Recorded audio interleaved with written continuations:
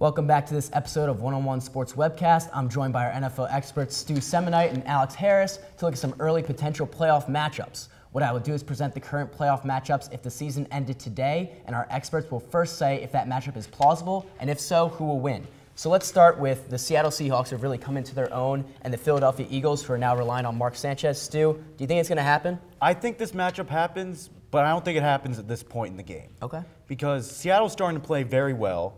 They're starting to win, and their schedule up ahead, it could be tougher, but they seem to have it on lockdown, especially with Arizona having now lost their starting quarterback. Exactly. And we just saw last night with Philadelphia playing the Carolina Panthers that they are really hot. They have Mark Sanchez, a quarterback who so far it's working out. Yeah, it's working out pretty well for them. So they might be going somewhere. Yep. Well, I actually tend to agree with that. Seattle's on a 3-game win streak. They're first in rushing offense in the entire league.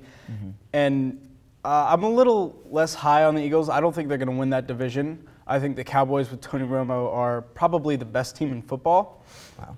But just to throw this out there, Mark Sanchez has played 4 complete full seasons in the NFL.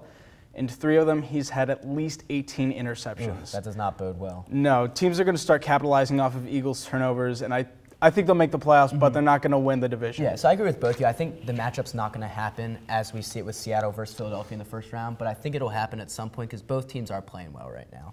But moving on, we have the Bengals versus the Colts. The Bengals have the second wild card spot. The Colts right now will have won the AFC South if it ended today.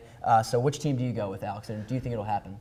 Well, first off, it's not going to happen. Not The gonna happen. All right. Bengals are going to end up finishing 4th in that division, and they're not even going to make the playoffs. In big games, Andy Dalton, I know the Browns don't seem like a big game right now, but right now the Browns are winning that division.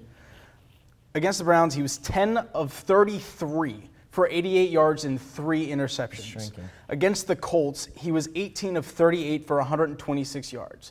Those are not big game numbers. They won't make it past the regular season. Stu?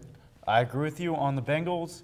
I think that they might make it, but at the same time, they probably won't because they're not good in big games.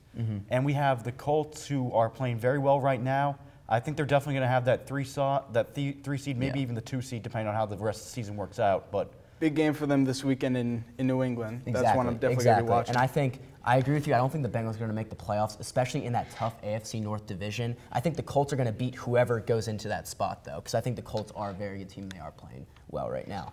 But moving on to 2 teams that have kind of flown under the radar, and the Chiefs and the Browns. Who saw the Browns coming out of anywhere? No one. I did. You did? Oh, all right, yeah. Well, let's talk about it. I'll give it to Stu first, and then you can state your case. So Chiefs versus Browns. What do you guys say? I think the Browns are definitely there. I think they're the best team in that division. They are going to win it. They should, make it to the playoffs.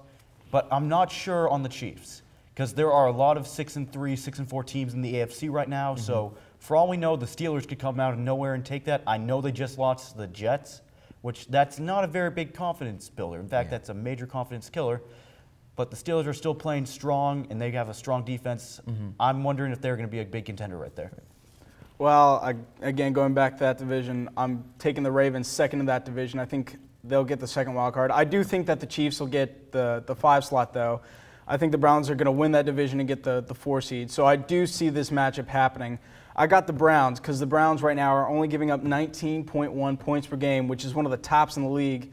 The Chiefs are actually playing pretty well. They returned almost all the same people that they had last year, and they still have Andy Reid. So I'm not exactly sure why people are down on them this year. I think the Chiefs are a very good team.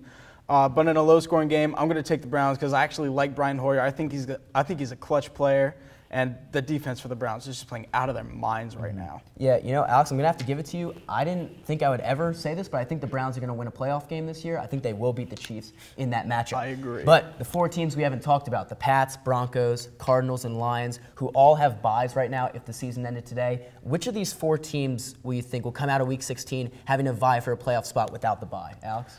All right, I'm going to present a very dizzying playoff scenario right here. Gosh. Here we go. Say for the sake of argument that the Broncos, through some miraculous event, lose to the Rams this week. Lose to the Rams. It probably won't happen, but for the sake of argument, let's say they do. That means the Broncos drop to 7-3. Let's say the Colts beat the Patriots this week, which could happen. Could happen. We don't know. And I think the Browns are a lock to beat Houston this week. Right. You have 4 teams. All of them are 7-3 right now. the Colts will have beat the Pats, lost to the Broncos. The Broncos will have beaten the Colts but lost to the Patriots. And the Patriots will have beaten the Broncos but lost to the Colts. I'm not sure where a tiebreaker comes in there. And then you have the Browns, who are also sitting at 7-3 out there. They haven't played any of these teams yet. Yeah. They got a game against the Colts coming up in a couple weeks. But if that happened this week, then who's got the number 1 seed? I don't know who gets it. Good luck, playoff committee. Still, I'm not making a big conspiracy theory here. I'm just going to say I think of all those teams, I think the Cardinals might be the one from the outside looking in because they lost Carson Palmer, and they got a pretty tough road. Another thing, I'm going to look at the Pats because they have a very tough schedule the next 3 games with at Indianapolis, at home versus Detroit, and then in Lambeau against Green Bay. That's tough. So depending on how they come out of that, I think that will tell us whether or not they're going to be the 1 seed or where everything will stack up. Yeah, Stu, I'm going to have to go with you on this one. I think a Palmerless Cardinals is a recipe for disaster. I don't believe in Drew Stanton whatsoever. In your scenario, I don't even know what's going on there. You just got a whole mess recipe of for things. disaster. But yeah, definitely, I think the Cardinals will end up losing that bye. It looks like that's a wrap on our NFL block of 101 Sports Webcast, but up next, Ryan will join our NBA experts to talk about the early NBA season.